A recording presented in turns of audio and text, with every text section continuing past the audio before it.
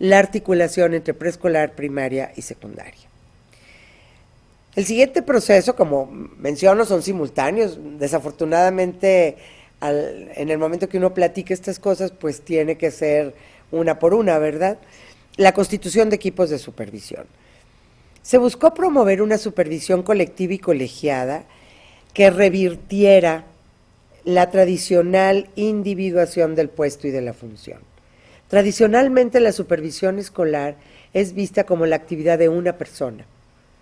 Los supervisores funcionan solos, revisan cosas en las escuelas, no tienen oficinas, etcétera, ¿no? Queríamos romper todo esto. Entonces, este equipo de supervisión se integra por supervisores de los 3 niveles y al frente de ellos hay una figura de confianza llamada coordinador de zona de educación básica. Generalmente los nombramientos de esta persona, que es un personal de confianza del ministro de Educación, se han dado a un supervisor o a un maestro que haya tenido al menos experiencia en la dirección escolar. Porque dirigir escuelas, maestros, tener vínculos con los padres de familia, bueno, pues implica tener una experiencia al respecto. No hay que descartar, y hay que decirlo con todas sus letras, la dimensión política referida a los intereses de grupos estuvo presente de manera muy intensa en este proceso de constitución de los equipos de supervisión, en el cual se dieron distintos tipos de negociaciones y acuerdos entre la autoridad educativa y los distintos grupos políticos, tanto los grupos políticos del Sindicato Nacional de Trabajadores de la Educación, como la perspectiva política ligada a los partidos. No sin dificultades se fueron consiguiendo los equilibrios necesarios para que pudiéramos seguir trabajando. Otro proceso que tuvo muchas complicaciones fue la instalación de oficinas. Entonces, al definirse estas zonas y decir, bueno, en esta zona van a estar estos supervisores y la idea de que se fueran constituyendo por equipo, había que buscar la manera de tener oficinas. En el caso de los municipios, los presidentes municipales favorecieron la búsqueda de espacios para que ahí pudiera instalarse este equipo de supervisión.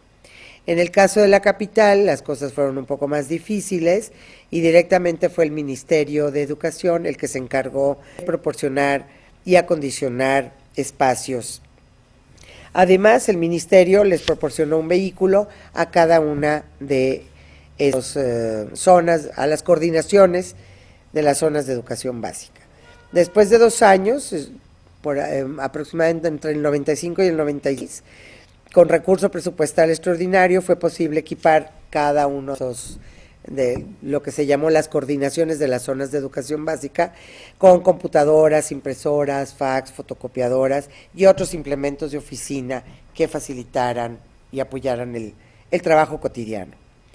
La reforma, como les comentaba al inicio, se instaló y en los últimos años, estamos en el 2010, entre 2008 y 2010, se fueron construyendo ad hoc, ya diseñados ex profeso, y actualmente se denominan centros de desarrollo educativo. Otro componente que llevamos en el quinto, objetivos claros, definición territorial de las zonas, constitución de los equipos, instalación de oficinas y una capacitación inicial muy, muy importante. El lema de esta capacitación fue dotar de nuevos contenidos y formas de trabajo a la supervisión escolar. La capacitación fue diseñada con un esquema múltiple en el que se articularon conferencias magistrales por especialistas nacionales, fundamentalmente, sesiones de taller y asesoría directa a los equipos de supervisión y sesiones de seguimiento bajo un programa de 150 horas cuya duración fue de 6 meses. O sea, trabajábamos una semana en talleres y luego otras semanas había un equipo que condujo la parte académica, visitábamos a los equipos para discutir las cosas que había que hacer. ¿Cuáles fueron las características de esta primera capacitación? Bueno, en primer lugar, uno de los lemas también más importantes fue que habría que innovar a partir de la tradición. Entonces, a partir de unas formas que en México llenan los directores de las escuelas al inicio y fin de ciclo escolar, que se llama la forma 911, donde ellos dicen cuántos alumnos tienen, cuántos son mujeres, cuántos son hombres, qué edades tienen por grado escolar. Esa información sirvió para armar indicadores de eficiencia y tránsito de un grado a otro y de un nivel a otro. Sí fue colocar a los supervisores frente a una metodología pues científica que les iba a permitir, esta fue la parte importante de la capacitación a mi juicio, entender qué estaba pasando con sus escuelas. Si había reprobación, si no había, si había deserción, quiénes desertaban, los niños, las niñas, en qué grados, porque no es lo mismo que los chiquitos se vayan entre primero y segundo de primaria o que deserten en quinto de primaria o en segundo de secundaria. Tiene implicaciones diferentes para las medidas que habrá que diseñar para cuidar que los niños vayan a la escuela, queden en ella y aprendan cosas que son importantes para su vida. Este aprendizaje de análisis de la estadística, bueno, anécdotas, ¿verdad? Es que la estadística es fría, es que los números son una cosa horrible. Y yo les decía, bueno, pues nada más que los números de sus escuelas son niños y niñas y tienen nombres, apellidos, historias. Y además, ustedes sí me pueden decir por qué en esta escuela se perdió el 80% de los niños en el tránsito de primero a segundo de primaria. Claro que este tipo de preguntas son muy confrontadoras, pero los supervisores lo saben, como seguramente ustedes pueden dar razón. Digamos que los números nos ayudan a identificar situaciones, pero solo la experiencia y el conocimiento de las escuelas, de los maestros, alumnos, permite hacer explicaciones de esta naturaleza. Entonces los supervisores, los equipos de supervisión empezaron a mirar a las escuelas bajo su encomienda con otros ojos y estuvieron en posibilidades de plantearse un programa de desarrollo educativo del conjunto de escuelas de los 3 niveles. Y entre todos, ya no era un programa de desarrollo educativo de un supervisor, sino de un equipo de supervisión. Otro componente importante, vamos en el sexto, la negociación política. Un planteamiento de reforma como esta no hubiera sido posible sin un amplio proceso de negociación entre distintos actores políticos. Y aquí simplemente hacer mención que en el caso de México, desconozco la situación de su país, del Ecuador, pero en el caso de México los supervisores representan el poder político sindical y también se encuentran fuertemente vinculados a la política partidista local y nacional.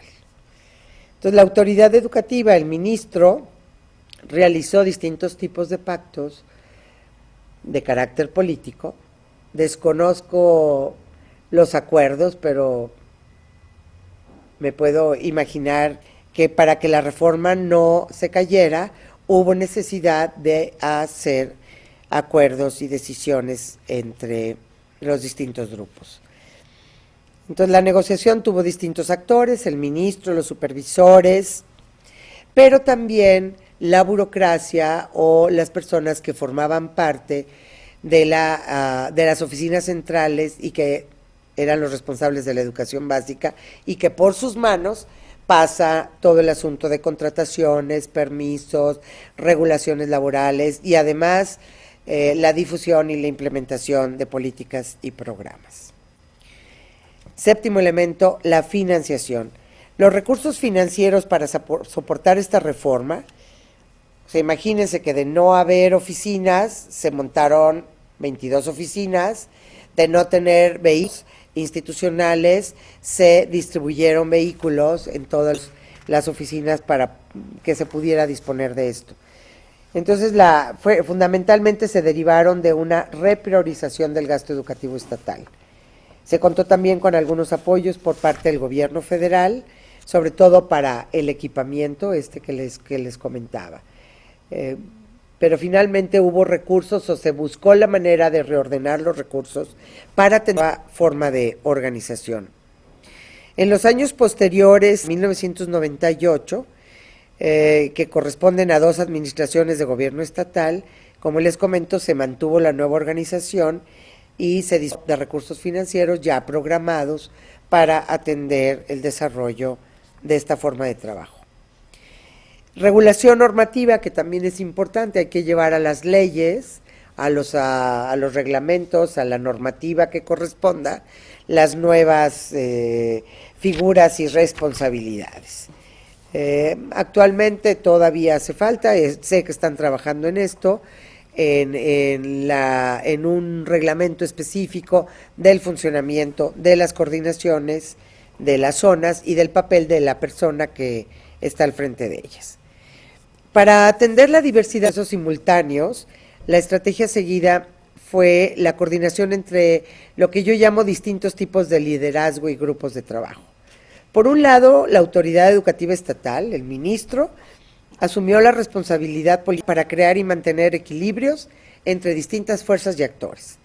Por otro lado, un equipo académico responsable de la capacitación y de mantener cercanía con los equipos de supervisión de cada zona de educación básica, permitió una comunicación más franca y abierta de lo que estaba ocurriendo a los supervisores en tanto personas y en tanto profesionales de la educación. Yo tuve el privilegio de dirigir este equipo, éramos un grupo pequeño, no pasábamos de ser 10 personas. Esta cercanía de este equipo, esta cercanía que yo le llamo profesional y personal, ayudó a entender la complejidad de los procesos y, cuando era posible, brindar apoyo para dar salida a los conflictos. En otro ángulo estaba la burocracia central de la educación básica en el Estado, que si bien apoyaba la reforma, pues era una indicación de la autoridad, de la máxima autoridad, en ocasiones actuaba en sentido contrario. Además estaba el cuerpo de supervisión, con sus intereses y resistencias, quienes en tanto comprendían de qué se trataba, y esto fue un asunto muy importante, optaron por incorporarse al proceso de cambio. Recuerdo una frase de una supervisora que me decía, pues yo tengo fe en su fe. O sea, la frase es muy significativa, ¿verdad? O sea, yo tengo fe porque al equipo que trabajábamos los veo tan convencidos que algo bueno ha de salir de aquí.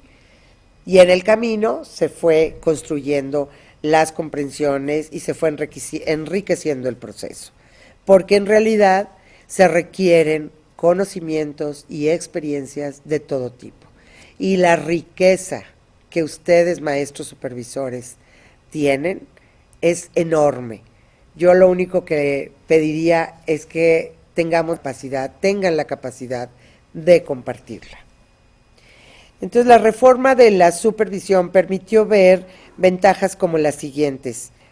Se favorece la distribución del poder, de la autoridad y de la responsabilidad. Se promueve la cercanía de la autoridad a las escuelas, sin crear burocracias adicionales. Se facilita la operación de las diferentes tareas del sistema estatal de educación.